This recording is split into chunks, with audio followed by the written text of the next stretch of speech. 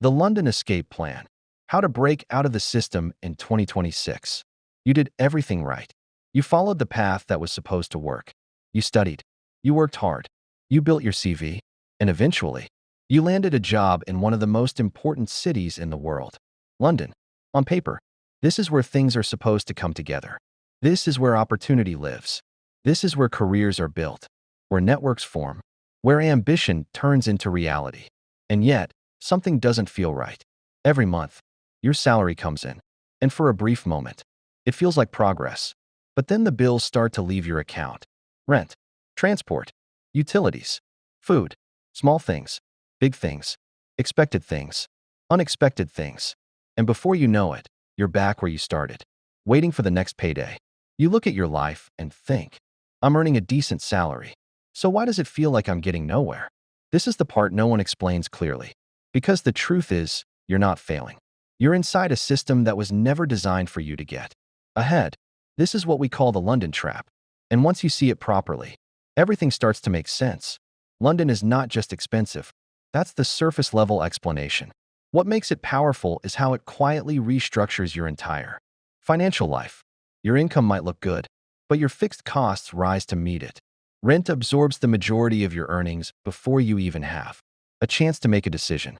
Transport locks you into a daily routine that costs both time and money. The cost of simply existing in the city becomes so high that saving feels like an afterthought instead of a priority. This is what creates the illusion.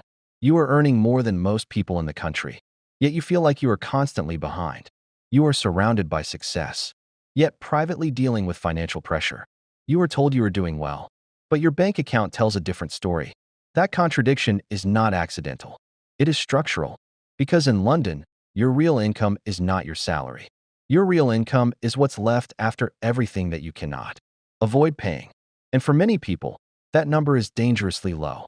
If you strip everything back, most professionals in the city are left with a small margin each month, a few £100s, sometimes less. That margin is supposed to cover savings, emergencies, social life, travel, and any sense of progress. It's not enough. And deep down, you already know that. But instead of questioning the system, most people question themselves. They think they need to budget harder, work longer, push further. They assume that if they just do a little bit more, things will eventually click into place. But here's the uncomfortable reality. If your fixed costs are too high, no amount of discipline will create freedom. You cannot budget your way out of a structurally expensive environment. This is the moment where clarity begins. Because once you understand that the problem is not just your behavior, but the environment you are operating in, you can start making different decisions. And that is where the escape begins. The first step is not action. The first step is awareness. You need to see your situation clearly, without emotion, without denial, and without the pressure to immediately fix everything. You need to understand your numbers. Not roughly, not approximately. Exactly. How much do you earn each month after tax? How much do you spend on rent? How much goes to transport, bills, food, subscriptions, and everything else that feels small but adds up over time? When you write it all down, something interesting happens. You stop guessing, and you start seeing. For many people, this is the first time they realize how little control they actually have over their financial life. Not because they are irresponsible, but because so much of their income is already allocated before they even make a choice. This is what we call the fixed cost prison. And once you're inside it, everything feels harder. Saving becomes slow. Progress becomes inconsistent. And long-term planning starts to feel unrealistic. But this is also where your power starts to return. Because when you can see the structure clearly, you can begin to work around it. At this point, you have a decision to make. And it is a real decision. Not theoretical. Not something to think about later. You either choose to make London work for you, or you choose to build a path that leads you out of it. Both options are valid. But what doesn't work is staying in the middle, hoping things will somehow change on their own. If you choose to stay, your strategy has to be focused and intentional. You are no longer just living in London. You are optimizing your position within it.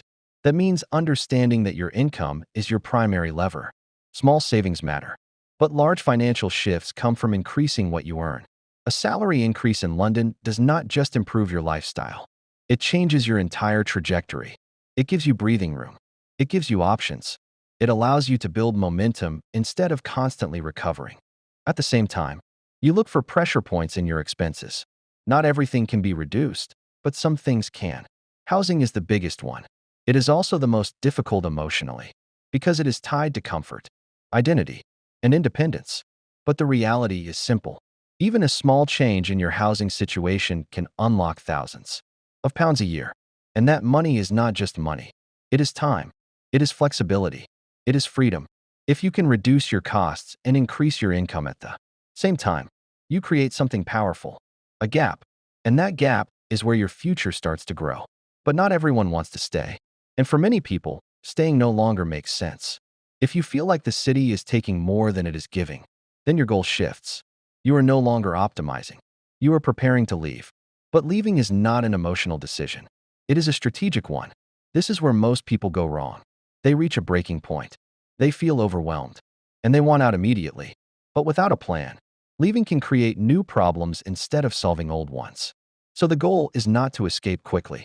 The goal is to exit intelligently. The first thing you need is a buffer. This is your exit fund. It is what protects you from uncertainty.